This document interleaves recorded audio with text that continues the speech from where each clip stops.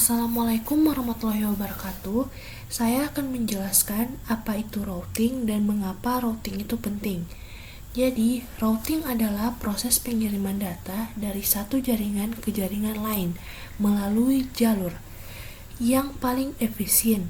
Dalam konteks jaringan komputer, routing berperan penting karena memastikan bahwa data yang dikirim dari satu perangkat dapat tercapai ke perangkat lainnya, meskipun berada di lokasi atau jaringan yang berbeda. Yang kedua, kenapa routing itu penting? Karena routing menentukan jalur terbaik. Routing mencari rute terbaik untuk mengirim data, jadi informasi bisa sampai tujuan dengan cepat dan efisien. Yang kedua, router menghubungkan jaringan yang berbeda. Routing memungkinkan komunikasi antara dua jaringan yang berbeda, misalnya antara jaringan lokal dan internet atau LAN dan WAN. Yang ketiga, mengatur lalu lintas jaringan. Dengan routing, data bisa diarahkan untuk menghindari kemacetan jaringan, menjaga kecepatan dan kestabilan koneksi. Selanjutnya, saya akan menjelaskan perbedaan static routing dan dynamic routing. Yang pertama, static routing digunakan di kantor kecil dengan beberapa perangkat jaringan saja. Misalnya, dua router yang terhubung langsung dan admin ingin mengontrol rute secara manual. Contohnya seperti ini. Lalu yang kedua itu dynamic routing, cocok untuk perusahaan besar dengan banyak router dan topologi jaringan yang sering berubah, seperti ISP, penyediaan layanan internet. Protokol seperti OSPF digunakan agar setiap router bisa otomatis tahu rute terbaik. Contohnya seperti gambar ini. Lalu perbedaan lainnya dari static routing dan dynamic routing adalah yang pertama konfigurasi.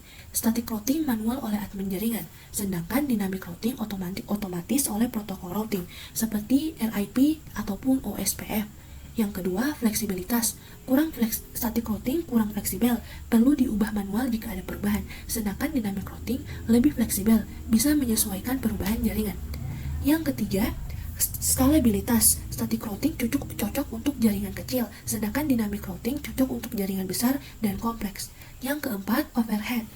Static routing tidak membebani CPU, sedangkan dynamic routing ada beban dan bandwidth karena pertukaran info routing. Yang terakhir, keamanan. Static routing lebih aman karena tidak berubah-ubah secara otomatis, sedangkan dynamic routing kurang aman jika tidak dikonfigurasikan dengan baik. Baik, di sini saya akan mencontohkan salah satu demonstrasi konfigurasi routing sederhana menggunakan Cisco. Jadi pertama-tama kita buka dulu aplikasi Cisco, lalu ini hasil akhirnya dan saya akan menjelaskan step by step agar bisa terjadi seperti ini. Nah, yang pertama kita akan menyediakan 2 router, 2 switch, dan 4 PC. Lalu kita akan menambahkan kabel di setiap bagian. Nah, seperti ini. Lalu kita akan ke switch pertama. Kita akan mengcoding switch ini. Kita akan memasukkan IP dan mengkonfig switch tersebut agar bisa terhubung ke router maupun ke PC. Nah, seperti ini.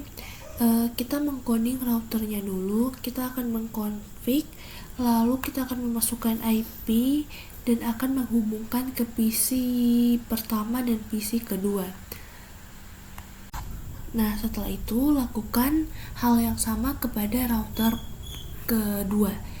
Nah, seperti ini kita sudah mengcoding, kita akan memasukkan IP lalu mengetikkan perintah yang akan dibuat oleh router ini dan akan tersampaikan ke switch dan PC lainnya.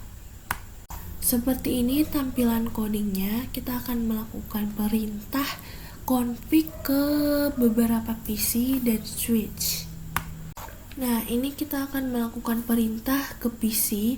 Kita akan menuliskan IP-nya yaitu 192.168.1.2 seperti itu, dan lakukan hal yang sama terhadap PC selanjutnya. Kita akan memasukkan IP yang berbeda sesuai dengan yang kalian mau ataupun yang disuruh oleh dosen kalian. Nah, ini hasil akhirnya. Jika kabel kalian sudah berwarna hijau, ini artinya kalian bisa dapat mengirim pesan dari PC pertama ke PC kedua, lalu PC pertama ke PC ketiga, dan lain sebagainya. Walaupun switch-nya berbeda, kita bisa mengirim pesan dari PC pertama ke PC keempat ataupun ketiga. Jadi seperti itu. Mungkin itu saja dari saya, dan saya akan memberikan kesimpulan singkat, yaitu tentang mengenai IP routing.